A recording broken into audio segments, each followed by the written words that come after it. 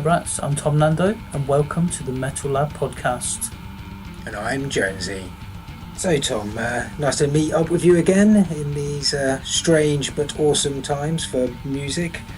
So are we going to be talking about anything in particular this time round? Well, I think we're going to go through a bit of the metal underground world of artwork. Oh, fantastic. And what it means and people's different perceptions on, certain artwork and covers. No, brilliant. Okay, so, well, let's start with the first band that we're going to be playing tonight. Why not let's have a quick look at their cover, and maybe that'd be a good starting off point. So who's the first band that we're going to be listening to tonight? So we have a Turkish band from Antalya. They're called Blue Serpent, and the album is called Slices of Death. Oh, fantastic. So looking at this artwork, obviously the writing and things on there. So from my perspective, someone who listened to a lot of metal when I was younger, came away from the scene but has found their way back into this amazing thing that we call metal.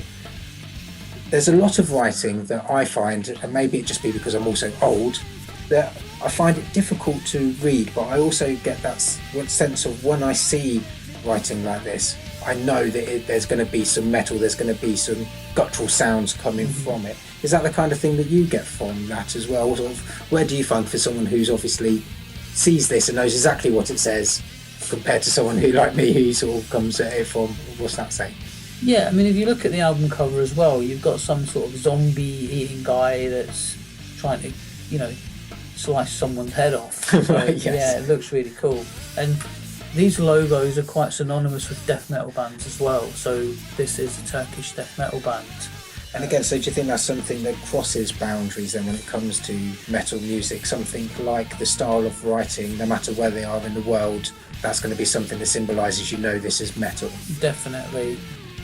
You wouldn't see that on a Justin Bieber album, would you? Well, not if he wrote it himself, right, unless someone's gone in there and done some graffiti. So, okay then, so let's have a listen to these guys, and then we'll carry on our discussion. So let's introduce them, Tom. Our first track of the night is by Turkish death metal band Blue Serpent, and the track is called Slices of Death. Let's go.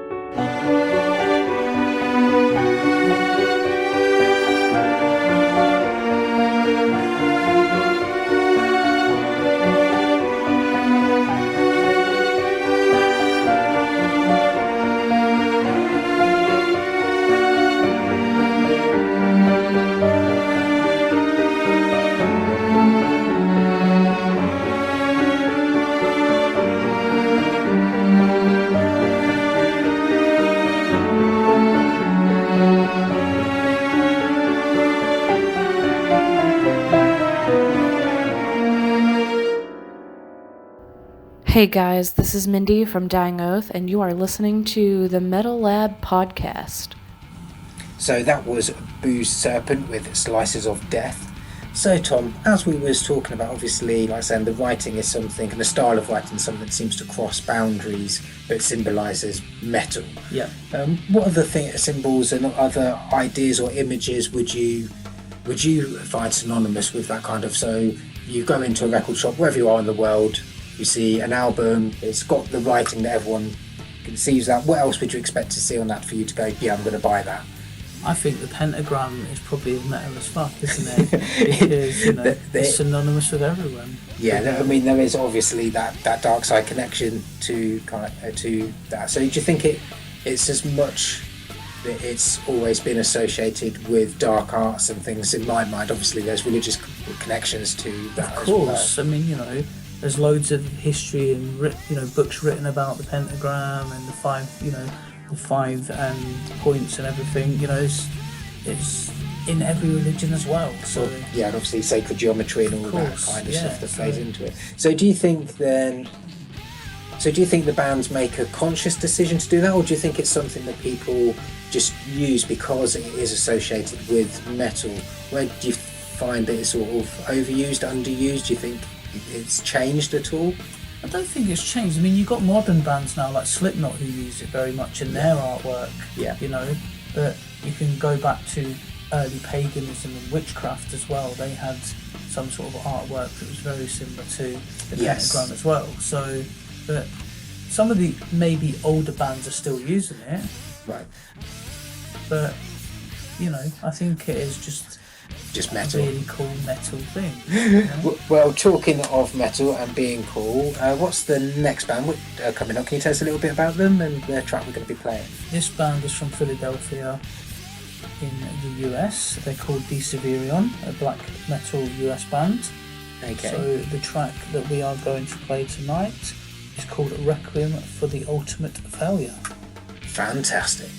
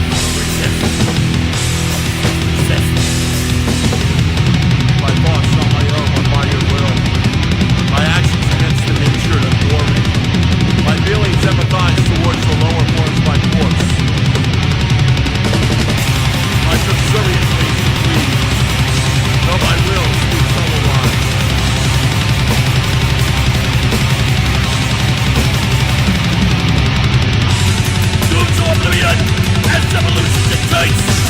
When a species is weak, it will not assimilate. Barrier to individuality, group mentality, ways for modern.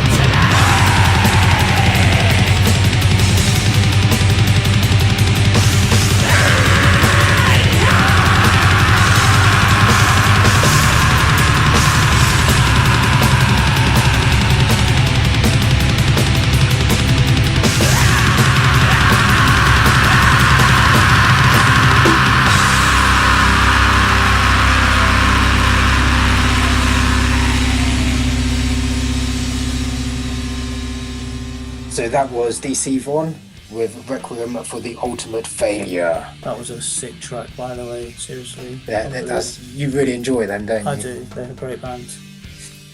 Okay, so we'll give away who the next band is, because I think that'll be a nice segue into where we're going with sort of talking about some of the imagery that we see. So the next band we're going to be playing is called Crooked Horns, and where are they from? They're from Sweden. Oh, so fantastic. This goes on to a little bit of what we want to talk about the devil horns and about the The horns. You know? Well, it is something that growing up for us was always definitely synonymous with metal. If you was in a pit anywhere, if you was any kind of gig, the horns would be raised in obviously appreciation for the metal that you was hearing at the time.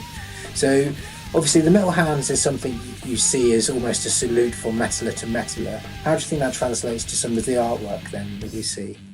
Yeah, I mean, I think it is iconic, and it always will be. It will be something that will go down in history as, you know, the metal horns, and everyone from rock to punk to metal were doing it. Yeah. I think it was more used in the earlier bands, like Iron Maiden. Right, okay, yeah. You know, and then you went on to your 666 and everything as well. Yeah. Number of the Beast and stuff like that. Yeah, because there's definitely a devil relationship, isn't there? Definitely. And music for the devil and that course. kind of thing. Yeah. Which, again, I think for most people now who listen to metal aren't aware of the satanic panic that there was in the 80s. More so, I think, in the US rather than here. Although there was the issues of are people putting secret messages in music being played backwards, and people like rock stars having to go and sort of testify to say no, they are not real devil worshippers. You can't bring the devil up by playing your music backwards. I do find that quite strange. That's definitely seemed to have subsided nowadays. Yeah, I find that with the new genres as well, the devil horns are dying out a little bit. Okay. So you have maybe deathcore, metalcore bands. A lot of them Yeah. have more of the fist pump Okay. instead of the devil horn, which. Okay, so do you think there's been a bit of a break away from that kind of religious-esque take on metal being the anti sort of Christ music, sort of you have your good church music or you have the devil's music? So do you think that's been broken down now, so people obviously understand that just because you like metal doesn't mean to say you worship the devil? Yeah, definitely. I just think it's an iconic symbol. I mean, you know, as when we were discussing this the last time, personally, like before the podcast, you were saying that it now the devil horns have turned into memes. Yeah, so memes emojis and stuff. Yeah, emojis just and everything. So you know, this then lets it out to the whole world. People, you know, I think, oh, cool, the devil horns. Well, I do find it strange that obviously we've spoken to some bands in different parts of the world where still struggle in terms of making people understand that metal is just an expression. It doesn't mean a declaration that you no longer believe in a god or something like that. It is a shame that obviously there are still people that are not willing to at least listen to the explanations of what's going on, and appreciate how much this can help people express their pain and their feeling, and not only that, just their joy, and bring people together. And there's nothing like being in a pit or going to a festival and just being in the crowd singing along to your favourite band. It's exactly, and metal unites us all regardless of what country or what religion or what race you are. You know, I think that's why the horns are so synonymous, because you can go to any country in the world and meet any metalhead from Iran, Iraq, Lebanon, Israel, wherever, and as soon as you show that metal horn sign, then that's like the ultimate connection between you and them. Yeah. Well, so talking of Crooked Horns, as we say, they're the next band coming up. So Tom, what's the track we're going to be listening to? The track that we're going to play tonight is called Two Become As One. Let's go.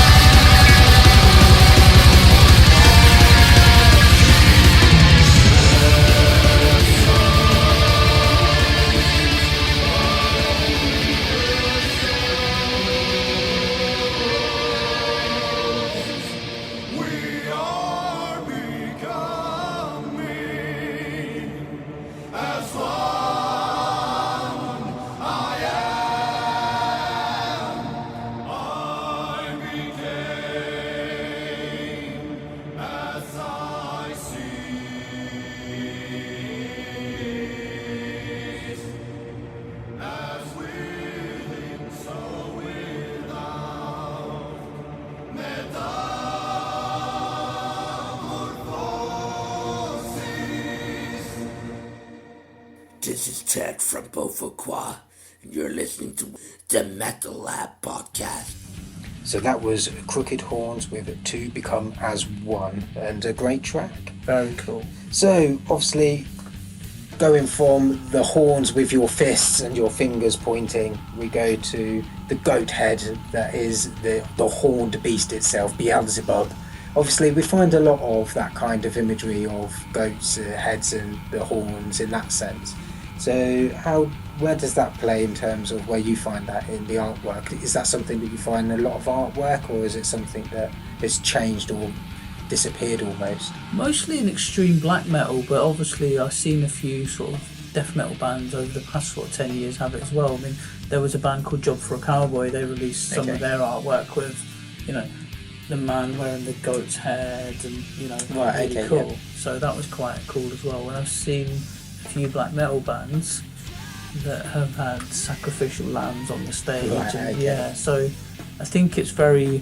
it's more of a demonic sort of artwork, isn't it? You know, if people go into the in-depths of the whole meaning of the goat skull and everything. So do you think there's some of this more religious-esque or anti-religious-esque, however you perceive it, goes more with the certain types of metal, whether that's like black metal rather than just heavy metal? So obviously when we was growing up, there was a lot of skulls and all things like that. So you mentioned that you don't really see that so much on a lot of the metal sort of covers nowadays. So do you think it's the artwork is more of a measure of the genre of the music, or do you think it's something that's synonymous with metal across the board? Yes, I mean, we all know that nice album covers sell. Right, okay. But obviously some bands who are extreme black metal aren't really bothered about how it looks. They want to send that message of, you know, we are satanic, extreme black metal. So do you think some people then are pressured to go away from their artistic view purely to sell? Obviously they're in the business of being able to make a living off their music, and obviously there's nothing wrong with obviously trying to get ahead in doing that. But do you think that sometimes compromises then what you see? Yeah, sometimes, and maybe a lot of religious beliefs now are changing as well, aren't they? Metal's becoming more diverse and less religious, and you know, stuff like that as well. Yeah, I think people are starting to understand. Like I said, just because you like metal doesn't mean to say you are the devil or anything like that. Or it's just very strange. With the whole skull thing, I mean, there's not many artworks that I've seen with like true skulls in it. I mean, you know, you could go back to the 90s with Far Beyond Driven, with the drill head through the skull, cannon, you know, but that wasn't, you know, the full facial skull as well. That was just, you know, the side view of a skull with a drill head. Okay, so what about things like Eddie then? Obviously, Maiden is Maiden, and obviously Eddie is Eddie, but there used to be quite a very real, obviously there's a lot of zombie imagery, a lot of that kind of thing associated with metal, whereas now you'll find some of the metal artwork being a little bit more artistic and more bleak in its outlook for it. So do you think that there's some of the symbolism is disappearing from almost mainstream metal, if you can call it that, or that kind of just metal? Definitely. I mean, some of the death metal albums you'll see, like maybe Ingested and stuff like that, you'll have, you know, images of, you know, carcasses been cut open and stuff like that. And obviously, like with Slices of Death that we spoke about earlier, you know, you've got some mad alien guy cutting someone's head off and, you know, pouring whatever sort of disgusting liquid down his throat. And when you see that, maybe it won't sell to everyone, but that will have a connection with someone. Well, so for me, that was the thing growing up. It was the metal albums always had the best artwork, and there'd be times where you just choose to buy an album purely on the artwork and things, and I find that's one of the things that is a shame about the advancements of music and going on to digital, that you don't really get a chance to appreciate a fold out of a CD case or even from the occult albums.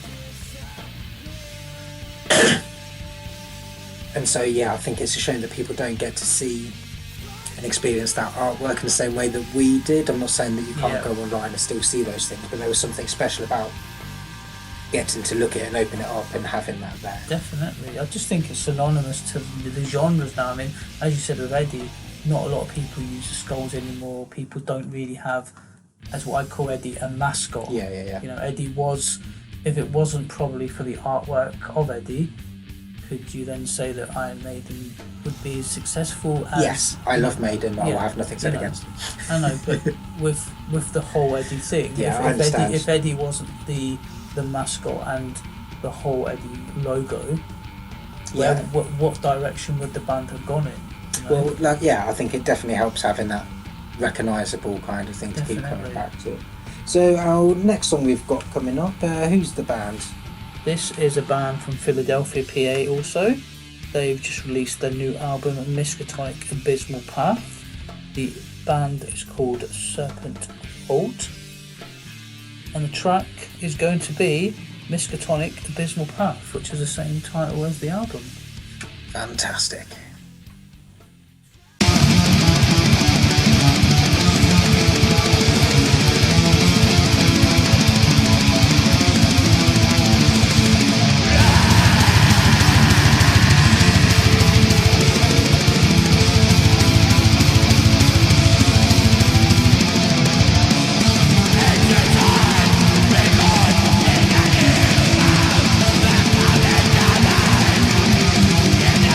Inside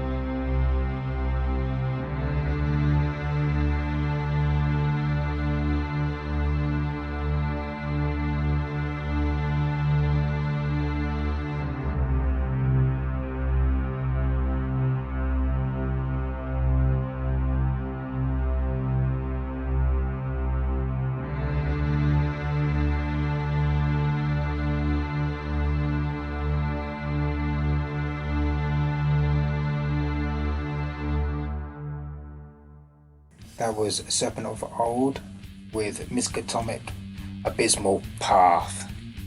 So we've been talking about artwork with metal, so obviously we've gone over a few things. So what else is it that you find seems to be something that you will see on a metal album? What is it that you associate with that imagery?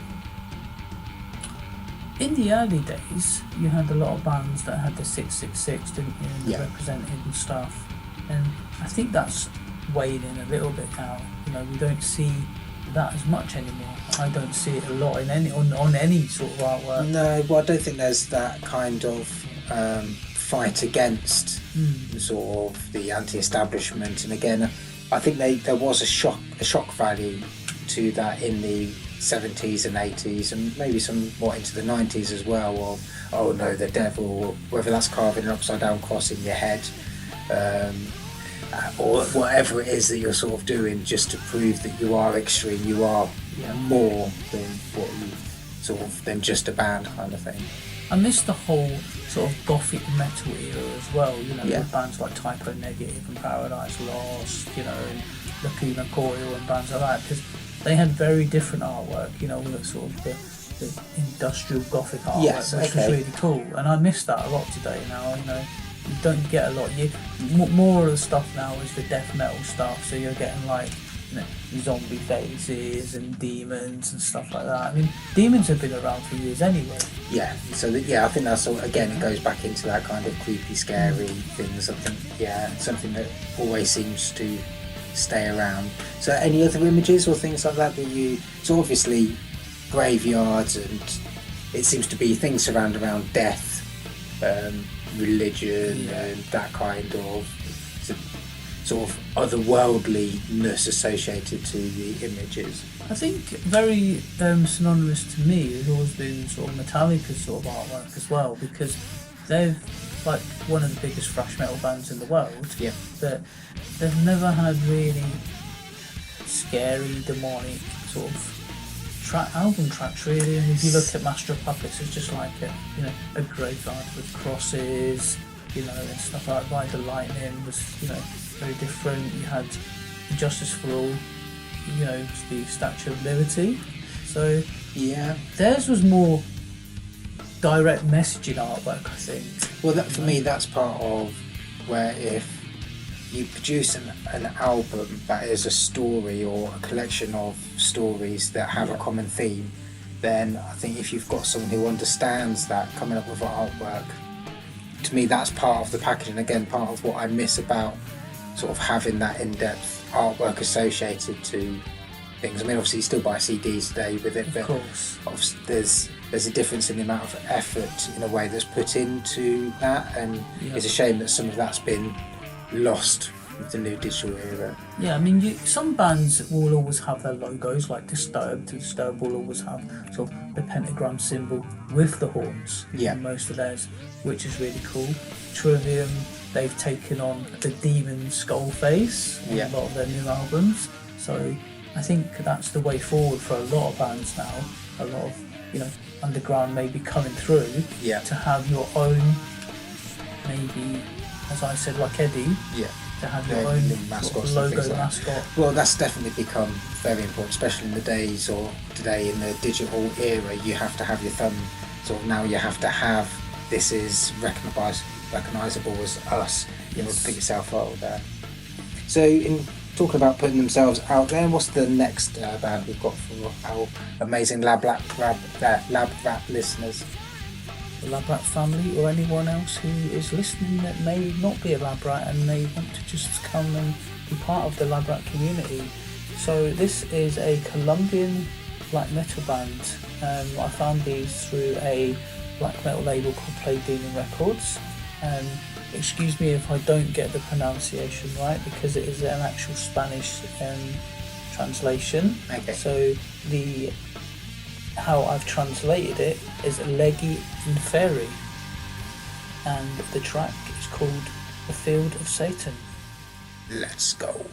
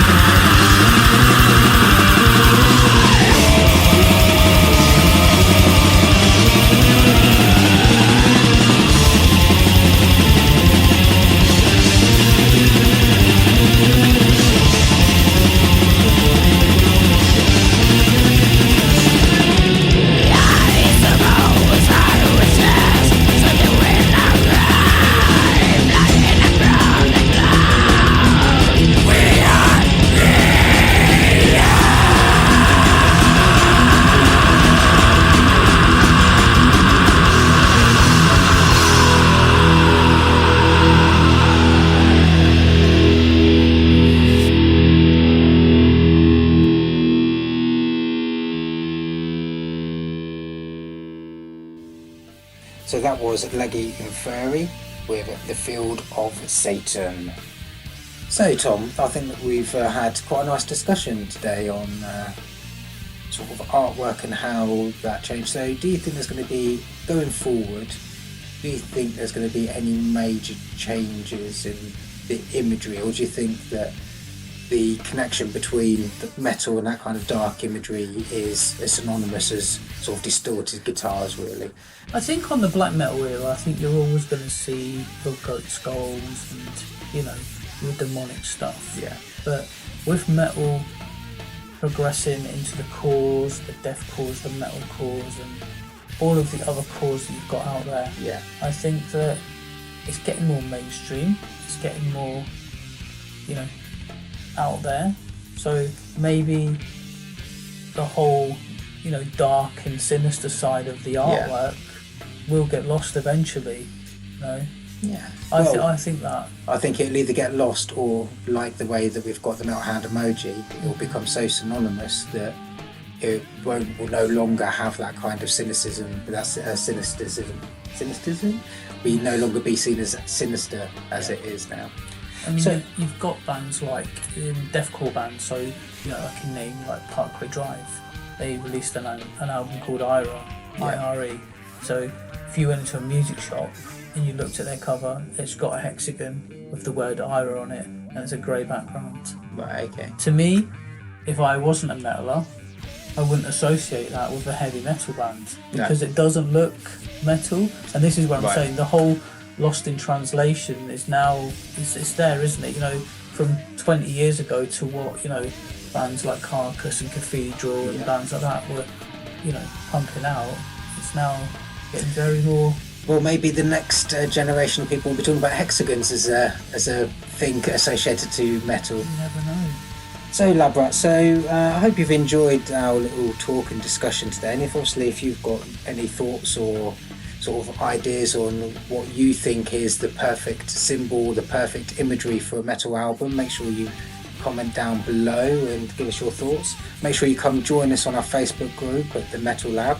Check out all the topics there. If you're in a band, remember to come check out on the gig list on the Thursday, put where you're playing. For anybody who's looking for a gig, check it out again, come onto the page, have a look what the bands out there are offering. So guys, for all your news, reviews and interviews, join us at the Metal Lab, The home of underground metal. Try to listen.